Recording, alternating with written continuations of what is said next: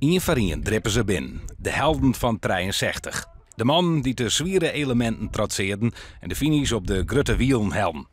En ook na 55 jaar binnen er nog altijd verhalen. Vraag ik 8 minuten voor en toen begon ik met mezelf. Stel je voor dat je deze Elfsteden kunt winnen. Dat is het grootste van een sportman kan bereiken eigenlijk. Kom ik in Dokkum, lig ik 8 minuten voor.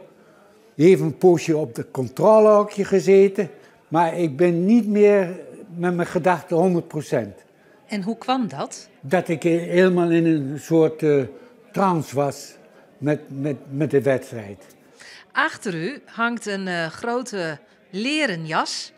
En die heeft ook een verhaal, hè? Ja, ik kom daar bij een plaatsje langs de kant. En dan zie ik een man met een leren jas. Ik zeg, mag ik hem op een jas leggen? Ja, natuurlijk, zeg ik.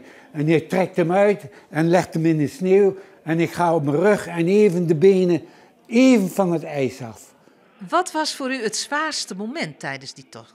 Bad Liem naar Oudkerk. Dat was totaal, dat zie je ook op de televisie, dat bij zo'n bocht staat er nog iemand en dan loop ik als het ware door die sneeuw en steun ik nog even op die man. En dan bij Oudkerk dat ik daar aan de mensen vraag hoe ver nog, want dat zijn stukken, daar moet je gewoon lopen door de sneeuw. Hè.